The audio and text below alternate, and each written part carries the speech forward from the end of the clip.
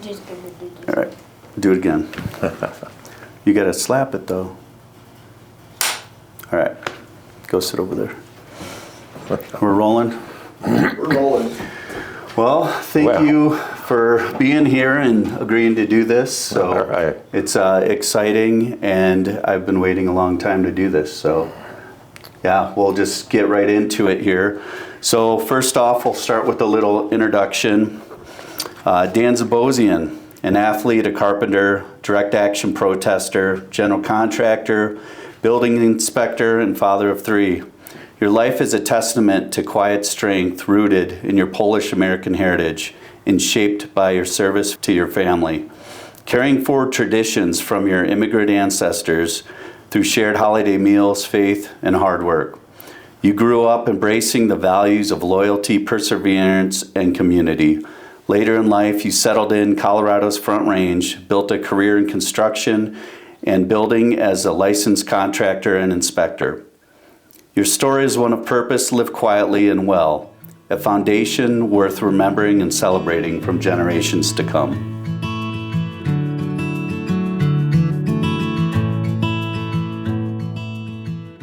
I was born at Detroit General Hospital on Woodward Avenue, right downtown Detroit.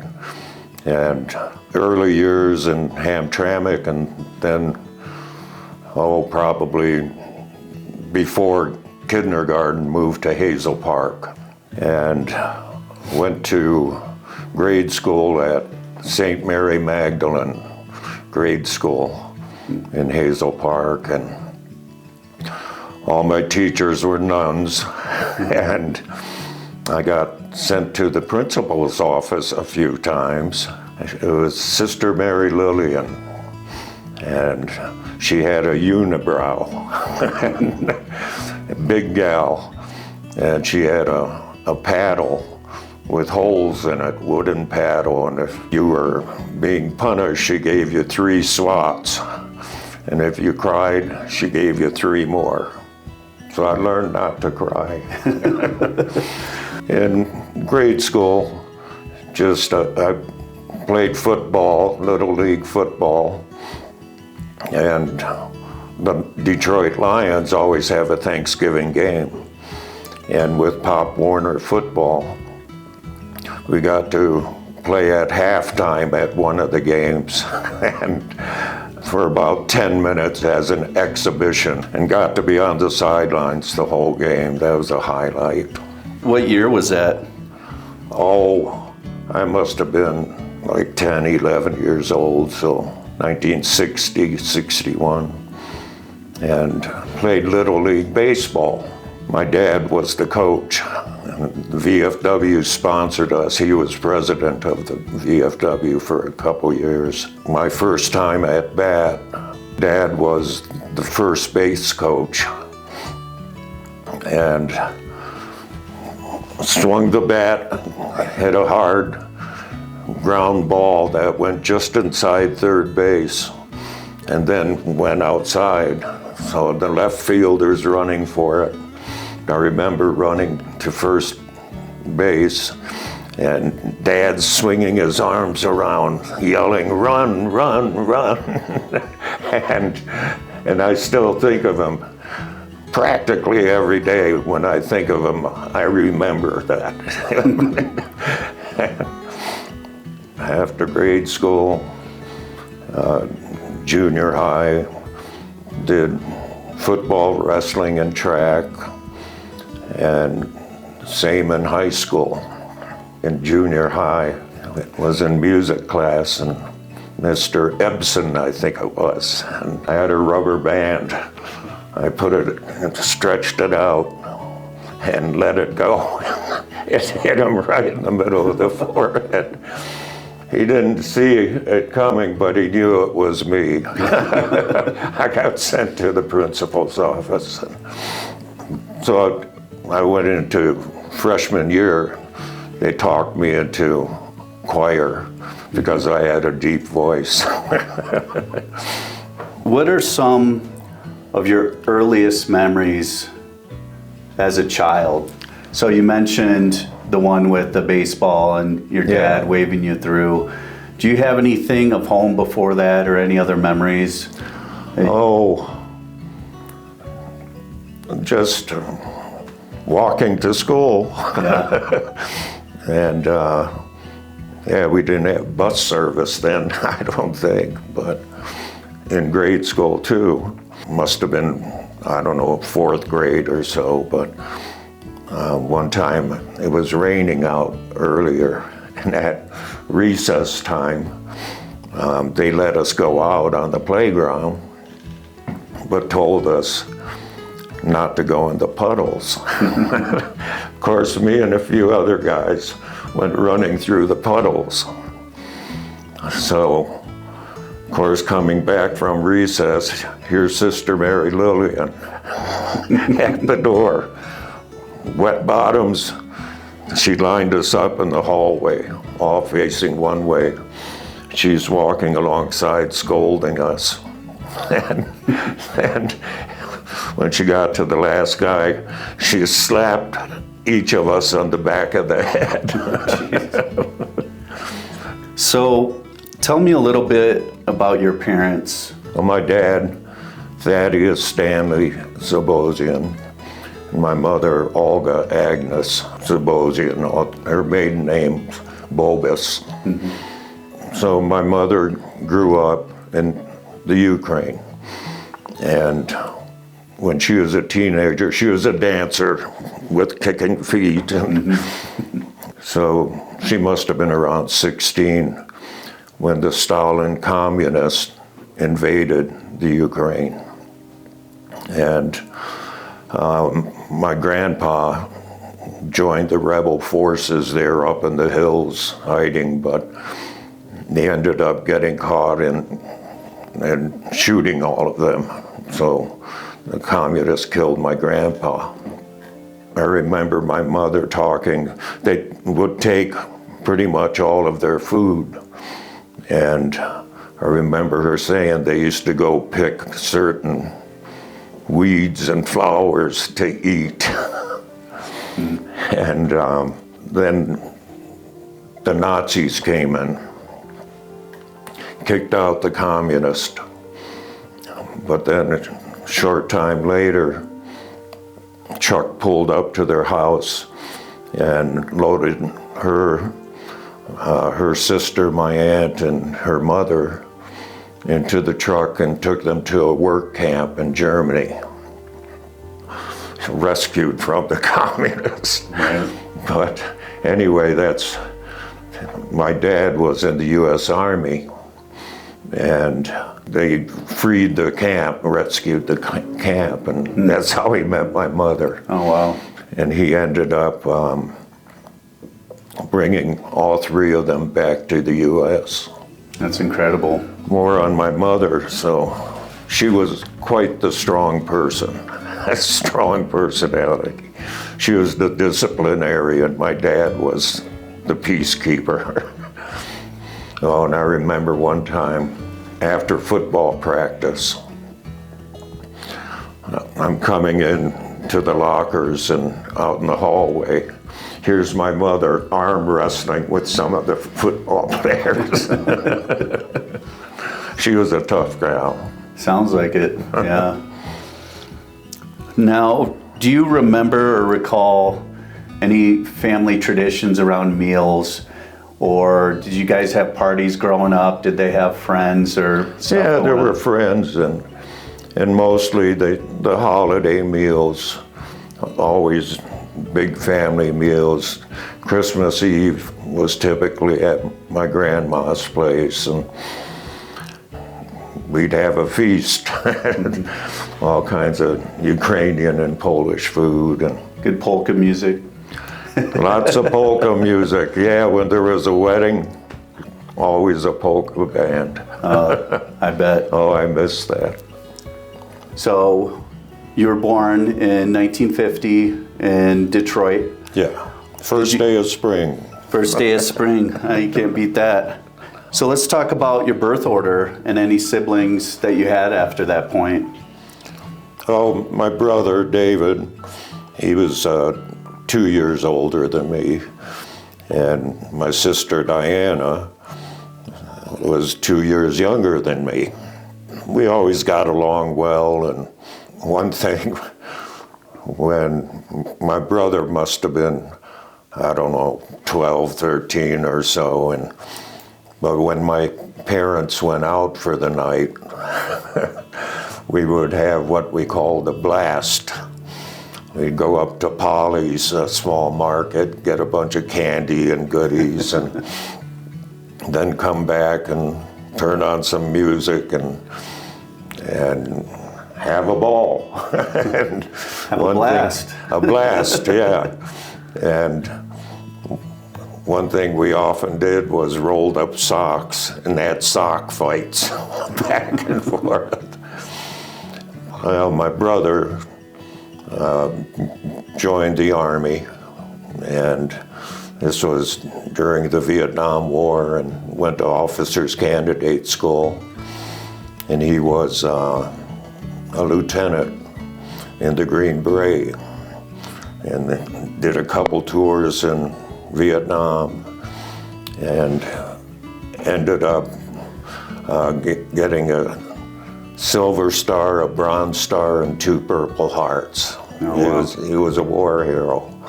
And yeah, there's a book, I think I gave it to you, Thunderbirds. Firebirds? Firebirds. Mm-hmm. Yeah, one chapter is about Dave, but he went through hell there for sure. Yeah. And he got injured pretty bad a couple times,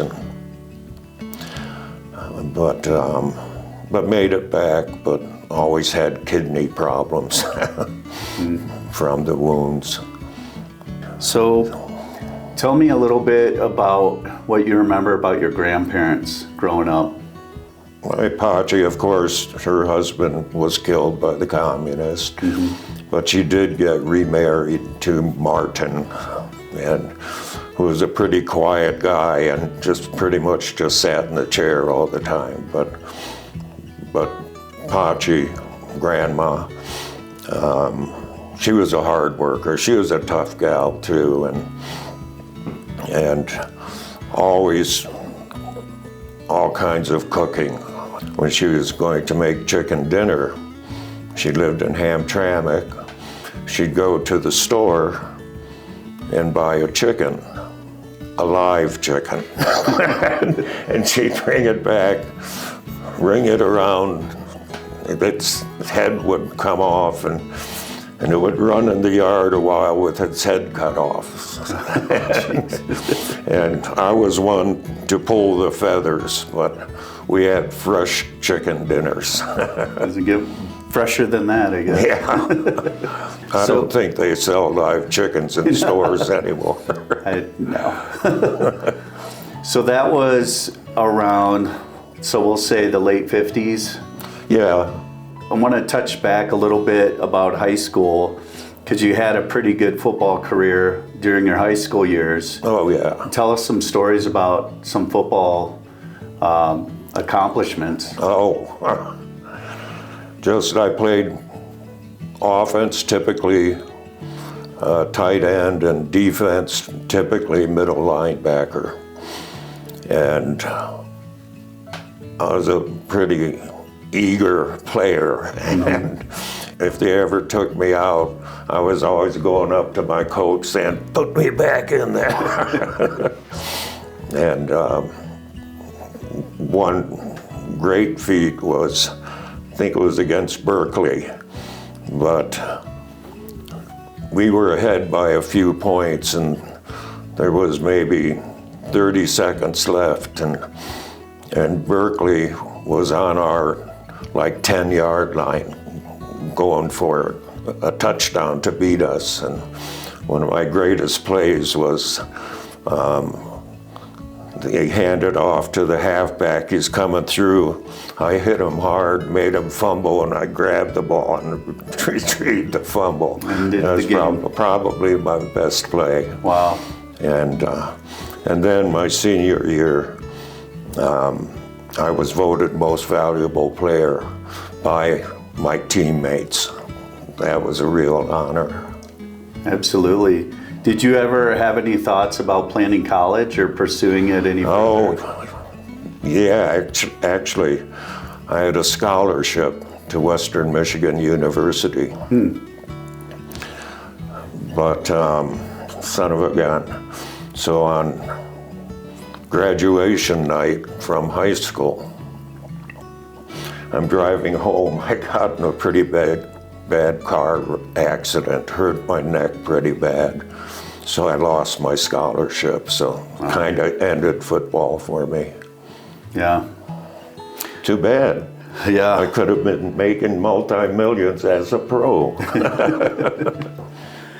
So while you were in school, did you have any favorite subjects or teachers or sports well, obviously football, and you wrestled also. Wrestling was my favorite, actually. Was it? And it's funny, you wrestle 3 2-minute periods, but it's like playing an entire football game. That's how exhausted you get. Yes, I remember. So as far as school though, were there any subjects or any instructors or teachers that made an impact on your life that you still remember, like lessons or things they told you that stuck with you? Oh, well, science was my favorite, and probably shop was my second. Yeah. But just learning general stuff, I don't remember any particulars. Did you work while you were in high school at all? Yeah, and probably before that. Yeah. Delivering papers on my bicycle was my first job, and Okay. you'd get a load of papers, fold them up, and take your bike and then throw them at the front porch. And then there was a horse race track not far from us, maybe a half mile, Hazel Park Raceway. Me and buddies would go up to the track, and probably 14, 15, and they sell programs, I think probably for $1 of the different races, and me and buddies, when people were leaving early, we would ask them for their programs and sell them to people coming in for $0.25. And then I ended up as a groom at the racetrack, probably 15 still too, and just walking the horses after the workouts, and I would get to walk them to the races. And got to be in the winner's circle sometimes holding the horse. All right. So how far back do you know our genealogy?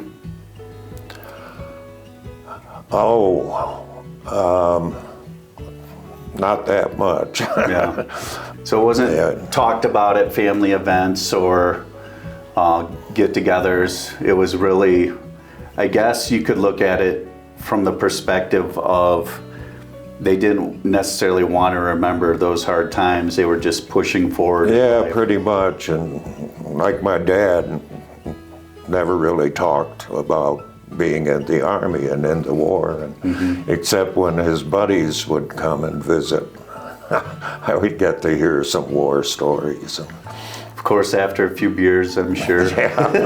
That's when it starts to flow. Yeah. What was his job in the Army? He was a sergeant, 3 stripes, what is it? Yep, sergeant. Yeah, 3-stripe sergeant. I don't know if it was armored, but he didn't really drive tanks, except at the National Guard. We got to go on tank rides when I was a kid. What do you think was your biggest influence from your heritage? So either Ukrainian or Polish.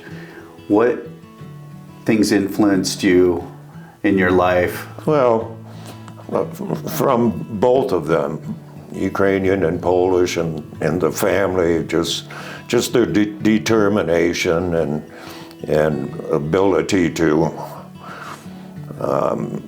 take the tough times and make the best of it. Yeah, absolutely. So after high school, did you go to college at all, or what was kind of the process after you graduated high school? I did go to Western Michigan University for 2 years. Yeah, just general studies and philosophy and religion I studied too. But my dad died when I was 19 and kind of lost funding for college, so I went to work, and I was a mechanic for a while at a Dodge dealership, but mostly construction and mostly custom home building. And that was right outside of Detroit? Yeah, I started in Detroit, but when I was 20 or so, moved to Colorado. So I worked out here and then moved to California, and so worked out there probably 15 years or so before I came back to Colorado. Right. So tell us about how you got to Woodstock. Oh, so I was 19 and I had a 17-year-old girlfriend. And a few days before Woodstock, we're at her place listening to the radio. And they talked about Woodstock. We said, let's go. But her parents wouldn't let her go. And I didn't have a car at the time, so this is in Hazel Park, and ended up having her drop me off on I-94. And I started hitchhiking to go to Port Huron over the Blue Water Bridge and into New York through Canada. So the first car that pulled over to pick me up was a Mustang with a couple guys in it. I went running up to the car. They opened the door. It's a couple guys I went to high school with. Guess where they were going? Woodstock. So I had a ride there and a ride back. What do you remember about the concert? Oh, a lot. It was fantastic. That was part of the magic, how I got there. Yeah. But all the acts were great, and interesting thing about it was they had the stage, and it was a hill where everyone sat, and at the top it leveled off, and there was a wooded area, and then another clearing where they had the food trucks, and they actually had another small stage, and local bands would play there. And that's where the river was, where everybody took a bath. All nature. Yeah. What was your favorite band that performed? Do you have any? A lot of great ones. Yeah. Janis Joplin was one, and I was pretty far back at the time, but she had a long flowing dress on that was dark blue with lots of sparkles in it. And I should say Janis Joplin's, because when she walked across, there were a few behind her.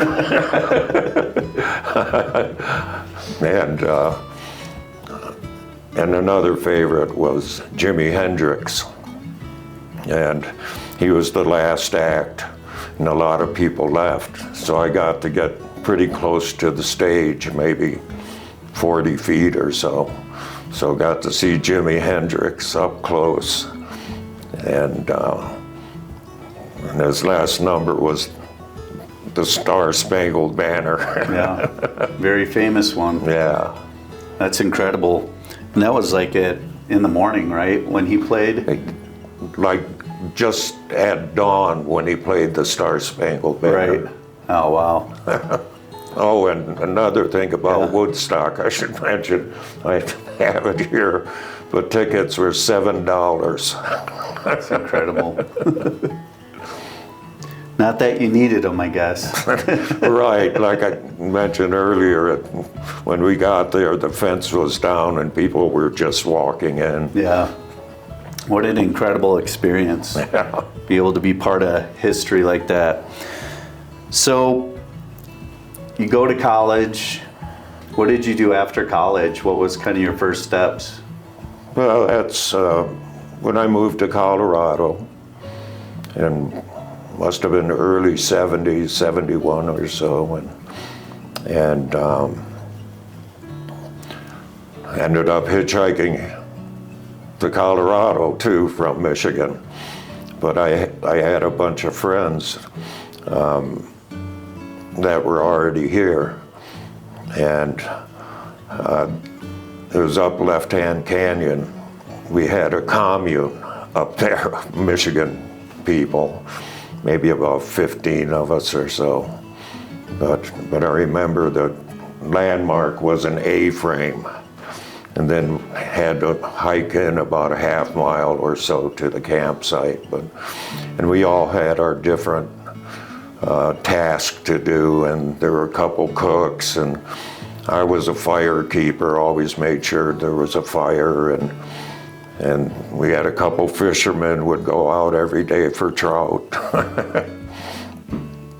But then winter came, and so we kind of went different ways for winter, and me and 3 buddies rented the original log cabin at Caribou Ranch, and from George Gercio, who was the manager of the band Chicago.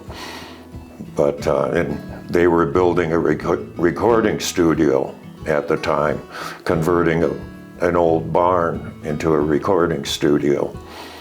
But this original log cabin had a small creek on each side, a pond on one side, and it was kind of, you could just picture the settlers and their wagons spending the night there, waking up and saying, let's build our cabin here. Yeah.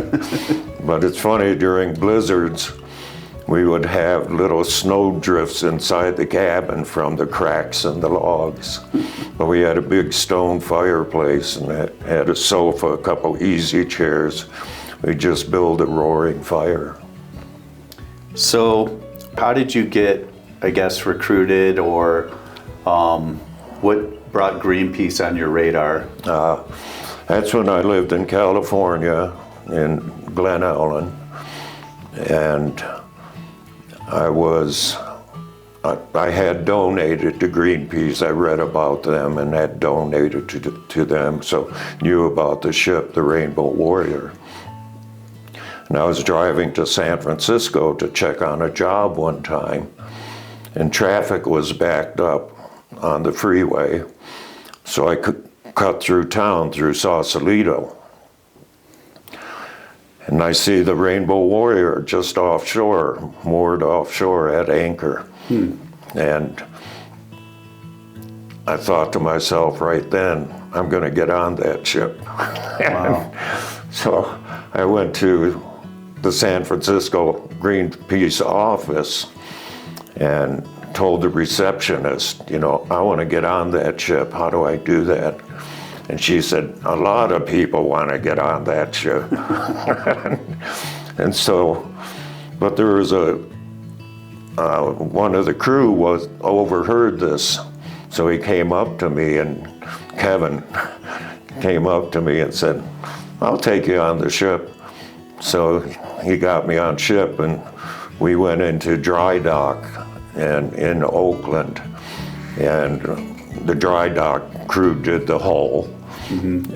But the crew and volunteers worked the top side doing all kinds of repairs and stuff. And I ended up rebuilding one of the diesel generators.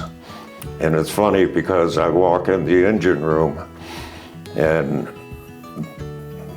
the diesel generators, there are a couple of them, and the main engine were all Detroit diesels. Yeah. So I felt right at home. So anyway, I rebuilt one of the diesel generators, and working on it one time, the chief engineer called me up to the mess hall. It was my birthday. So I walk in the mess hall, and the crew and volunteers are singing happy birthday to me. And it was a pizza pie with candles on it. And shortly after I finished that engine rebuild, they said, "You want to be crew?" I said, "Sure." So that's how I got to be crew. So how it all started. Oh, and then we went up to Vancouver, I was telling Evan, and the chief engineer is from Canada, and we stopped in Vancouver, and the chief engineer disappeared. So Peter Wilcox, the skipper, contacted, he knew his hometown, and he called the Mounties up there asking if he happened to be there, and sure enough, he was there. He abandoned ship because he knew we were going to Siberia, the Siberia campaign next, so I think he chickened out. Yeah. So that's how I got to be chief engineer. Wow. And for 2 years on that, and then I was engineer on Rainbow Warrior 2 in the early 90s for a year, after Rainbow Warrior 1 was sunk by the French commandos. Yeah. Planted a bomb on it in Auckland, New Zealand. What Killed was, one guy. what was your first campaign that you recall? The first one was just offshore California. They were doing some kind of underwater, they wanted to do underwater mining. With drop down these big bulldozer kind of things and scoop up off the ocean floor for minerals and ores, I guess. But they had a test ship out there, and so we got in the Zodiac, some of us, and we're going around the test ship trying to stop it from doing its testing. They were dragging some kind of sensors behind. But the Coast Guard came along, and they ended up, we're going in circles, and I was at the bow standing up, and they put some kind of rope across two of their boats. The thing caught me in the neck, flipped me backwards. Oh, wow. But anyway, it was a kind of a general protest to bring awareness what's going on. I don't think they ever went through with it, actually, so I think we had some success. Right. So after that, you talked a little bit about the SEAL campaign. What can you tell us some stories about that? Yeah, so we had information that the Russians were killing whales and feeding them to minks for the fur industry, which is against International Whaling Commission regulations. So we left from Nome.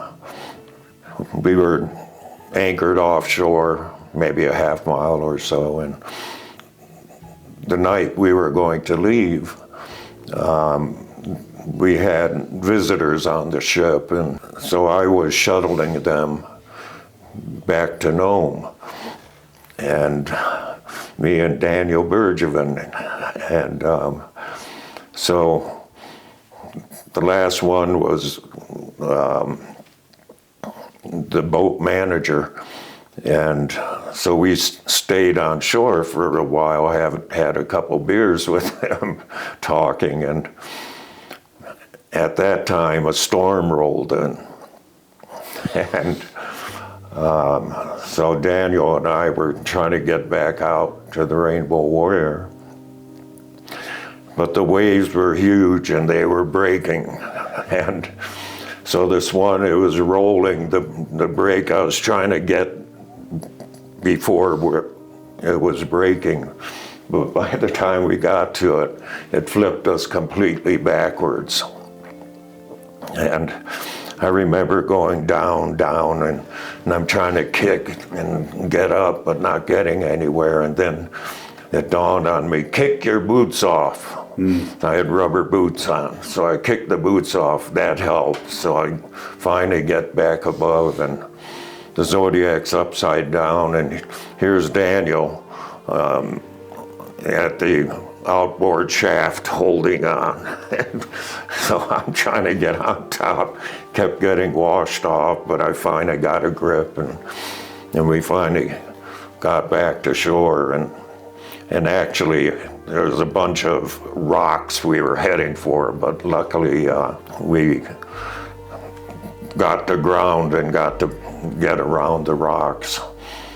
And then got back, and so we were delayed several hours from going into Russia. But we ended up going, and it was right around dawn when we got in, and so it was Lorino in Siberia. And sure enough, here's the whaling processing center, conveyor belt going up to the mink complex. So we're filming this, and I was driving one of the Zodiacs, and we put 6 people on shore, and they're handing out leaflets, and there are a bunch of workers around wondering what the heck. And I remember seeing somebody go running up the hill, and a few minutes later, Russian military truck pulls up with a bunch of soldiers, and they jumped out, arrested our people on shore. And of course they had cameras, but they took all that film. But we had a cameraman in the Zodiac, one of the Zodiacs, and so we're maybe 30 feet from shore just watching them get arrested, and Chris Cook, the campaign manager, is standing next to a Russian officer, and apparently he told them, make us come in. So Chris is waving to us like this to come in, but he's yelling to us, take the film and get out of here. Take the film and get out of here. So we took off, and we saw soldiers getting into a boat too, just up the shore, and to come after us. But anyway, we got back to the Rainbow Warrior, and a big chase started. And so helicopters swooping on us, firing flares across our bow, and dropped a note down saying to stop. Of course, we wouldn't stop. So we're going along, and a Russian warship starts coming up behind, and we had an interpreter on board, and we're listening to their radio calls. Oh, they radio us too to stop, but we said we're not stopping. There was a Russian freighter that was nearby, and the Russian officer told the skipper of the freighter to cut us off. So this freighter's cutting in front of us. We're dodging around, and probably 4 or 5 times, and the last time we missed by maybe 15 feet, hitting his stern. And that's when the Russian freighter skipper told the officer he's not doing this anymore. But then the warship, it was quite a ways away, but it started coming up to us. And Rainbow Warrior was pretty slow, maybe 13 knots top. So we loaded up one of the Zodiacs with 6 fuel tanks. One of our guys with a compass was going to try to get back to Nome with the film. And so we launched him, and so he's just pulling away, and we saw a helicopter get launched from the warship. So we're watching maybe half mile away, we're watching this helicopter swoop down on Jim, and ended up halfway flipping it. Jim got thrown into the water, and the helicopter sent down a line, a harness, and pulled him up and took him back to the warship. So the Zodiac with the film in it is going in circles, and it's in a video I made. I don't know if you saw it, but and so the skipper maneuvers alongside.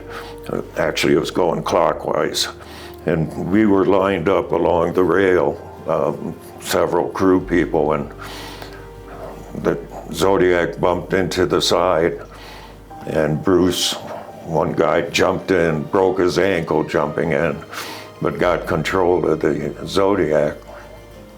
And so we pulled it back on board and got the film back. So here we take off again, but at this time the warship is maybe 500 yards behind us, closing in, ordering us to stop, and of course we said we will not stop. But then a Russian plane, Aeroflot I think it was, came buzzing by us a couple times, and you could see big Russian faces looking down on us, and some kind of officials in it. And we're way past the international date line. We're in U.S. waters now.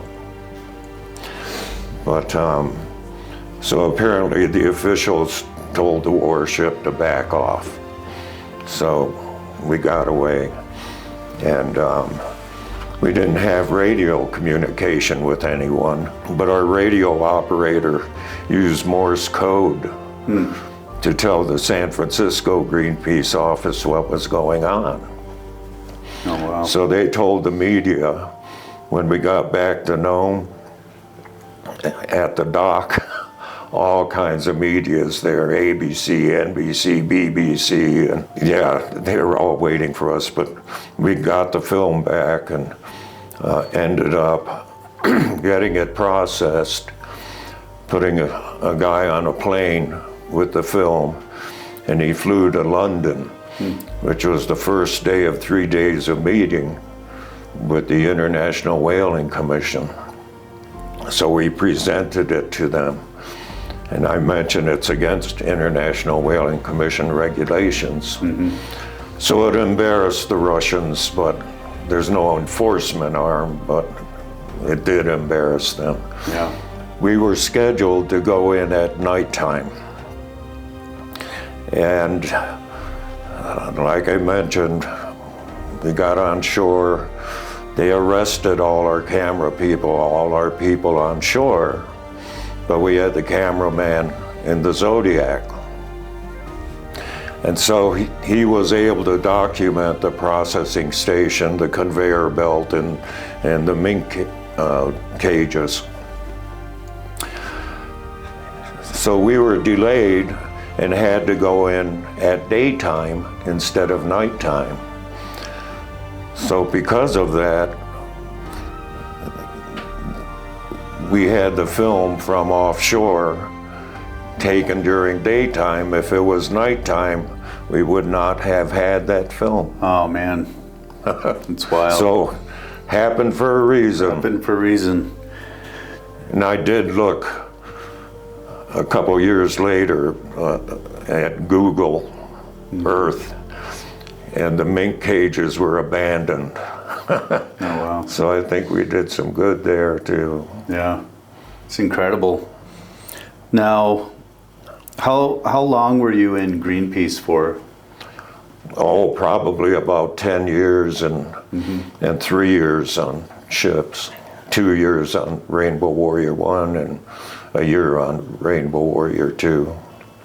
What was besides Russia, I guess, what was the most enjoyable trip to on the Rainbow Warrior? Did you go anywhere where? Oh, tropical? Tahiti. There you go.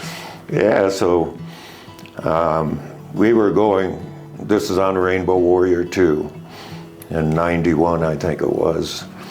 And the French were doing nuclear bomb testing on an atoll near Tahiti.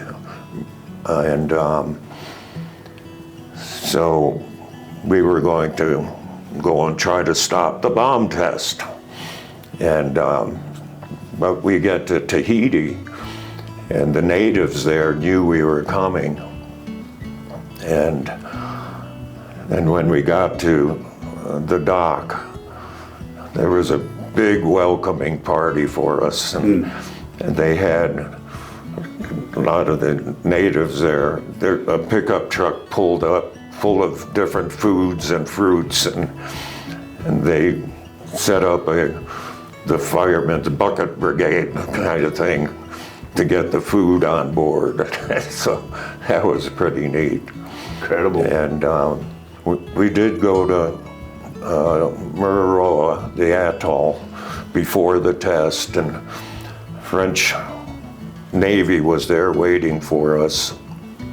And we launched the Zodiacs trying to get in, but they had Zodiacs and blocked us, so we never got to Mururoa, but had a good attempt. Yeah. Little tropical place to do some work. Tell us about the nuclear test that you were going to attempt to stop in, was it Nevada? Nevada, yeah.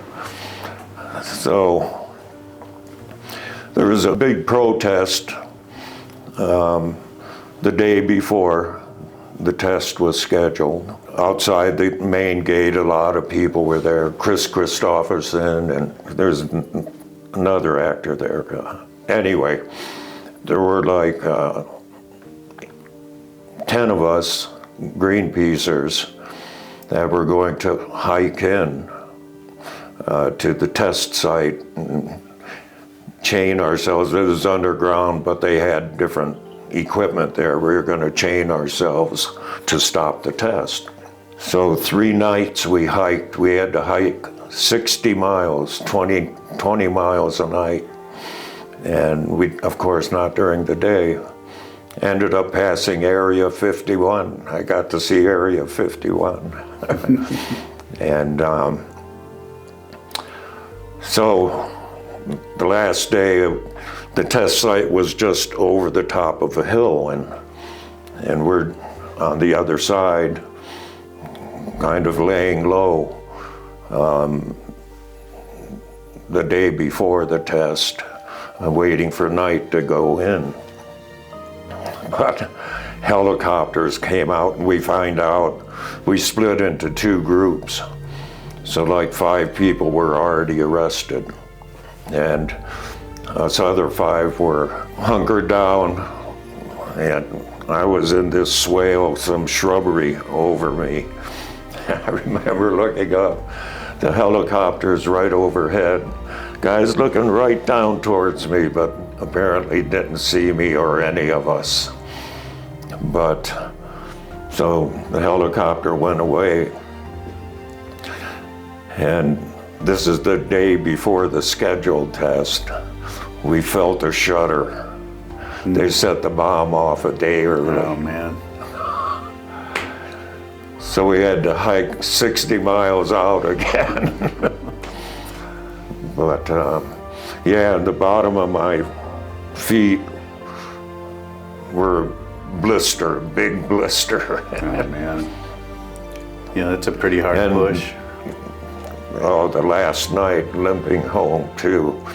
And I think there were coyotes running alongside, and the other people were ahead of me a ways, and I kept hearing something running alongside, and I think they were waiting for me to drop. So I didn't drop. So, out of all the campaigns you got to be part of in Greenpeace, which one stands out to you the most as maybe one that had the most impact on your life? Oh, of course they all have, and I found myself many times thinking to myself, what am I doing here? But probably the Siberian campaign was the biggest one. Gotcha. It's incredible. So tell us, I guess this is a little bit after Greenpeace. You transitioned back to the States, or I guess back to California, Yeah. right? So tell us the story about Pacific Lumber Stop the Plunder. Yeah, so Pacific Lumber Company, been in business many years. And some corporate raider, I think his name was Horwitz or something, but he ended up buying out Pacific Lumber and started to clear cut redwoods instead of selective cutting like Pacific Lumber used to do. And so we had protests against their clear cutting. We went on that one up north together, up in Humboldt, and we had them in Sausalito one time. There was a big clock tower in front of Pacific Lumber offices in Sausalito. And me and a couple other guys climbed the clock tower. And it was probably 30, 40 feet. It was pretty tall, big clock tower. And hung banners. Oh, and at the entrance, before we climbed, we had some redwood cuttings, maybe 3 foot diameter, maybe that thick, about 1.5 feet or so. And we rolled them at the entrance of Pacific Lumber before they opened, and stacked them and glued them together in front of the door so they couldn't open. That's wild. And they ended up bringing a fire truck and with the boom on it, and came and arrested us. I was chained in and refused to cut it. They ended up with some kind of cutters, and they arrested me, but ended up dropping the charges. So was it 1986? Was it Humboldt when you did the redwood protests where you were in the tree? Which one was that? Oh, this was in Guerneville. Guerneville, that's right. And just outside Guerneville, a fairly large area of all redwoods. And they were clear cutting them for a condominium development. And so they cut all those. And there were still some redwoods alongside the road that were still standing. They were doing construction at the time and already clear cut the ones at the project site. But these were right along a highway, which was a designated scenic highway. But they wanted to cut down the trees along the road too, not on the property, but on state land. And so me and a few other guys and a gal, one guy was a tree trimmer, experience of climbing. He taught me to climb. Anyway, we're sitting outside early morning and we see the guys with the chainsaws pull up.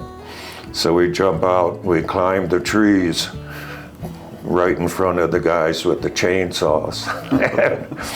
And it's set up, we set a wire between 2 trees. I built this plywood platform that we hung from the wire and to spend the night on the platform.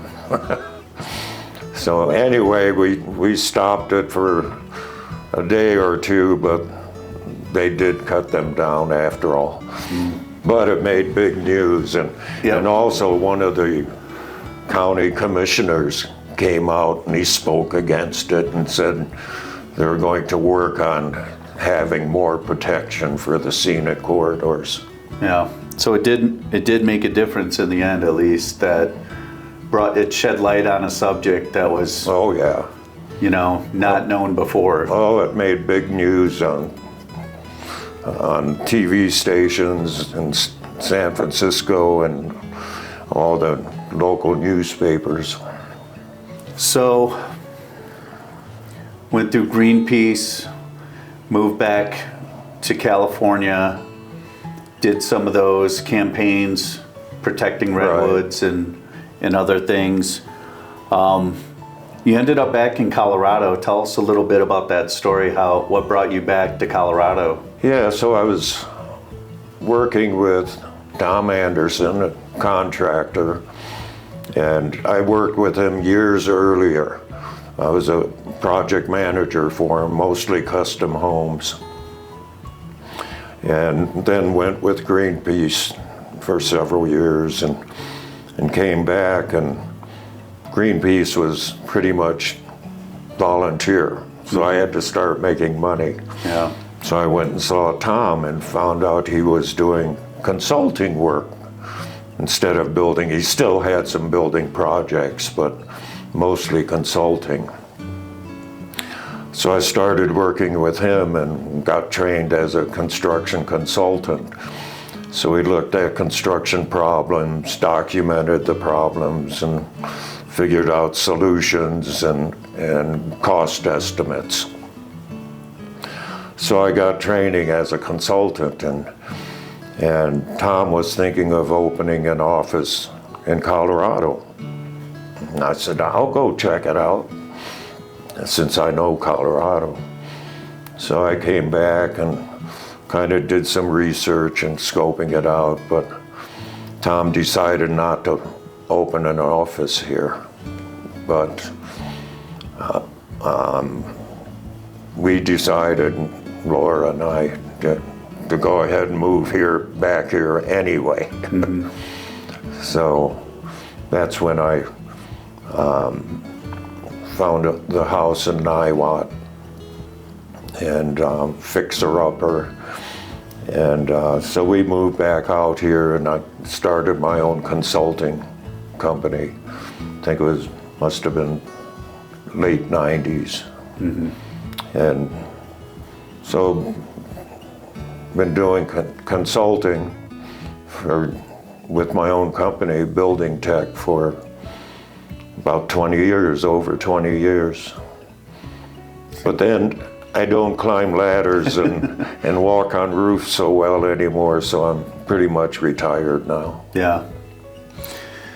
But it was interesting consulting. It's like being an investigator and looking at the problems and testifying in court quite a few times. And so it was pretty interesting. Absolutely.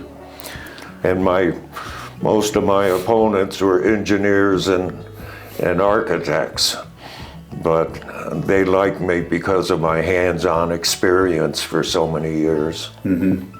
I got a few more questions. So, reflections and legacy. Looking back, what are you most proud of in your life? Surviving. Yeah. A rope to the neck and the bow. A lot of things, just pretty much all the things we talked about. Mm-hmm. And the MVP was a big one, and just being able to do something to help the environment. Mm-hmm. So what, out of all those things and life lessons from your family background and your background, I guess, do you hope that we can carry forward? Well, just the determinations and skills, and I'm so proud of all of you, just the skills that you have and the work ethic. And I couldn't be a prouder dad of all my kids and grandkids. And grandkids. So, what do you hope your grandchildren will remember about you? Obviously, determination and grit and Yeah. getting through it. But anything else? Oh, just kind of what we already talked about. And with any situation, to make the best of it. Yeah. That's definitely a key to survival. So, final question. As a young man growing up and to where you are now, how has your life been different from what you imagined it as a young man? How is it different? How is it different from how you... Well, I'm not a high school shop teacher coaching football and wrestling. That was kind of what I wanted to do, but never happened. Yeah. But that was kind of my dream, to be a teacher, high school teacher, and coach football and wrestling. Well, there's still time.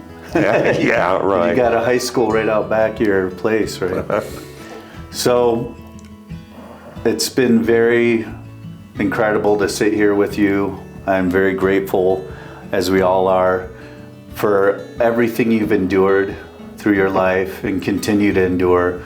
And we want to make sure that your legacy is sealed for generations to come, and that the stories of your parents and the stories of our family continue on. So thank you so much. All right. Appreciate it. And in closing, I did get you one small gift. Hey, made look for at you. that. So Awesome. just wanted something to memorialize the moment. Great. Thank you. But thank you so much Okay. for everything. Hey, son, where's Alex? I want them to do the same to you when you're my age. Okay. I will. Sounds good.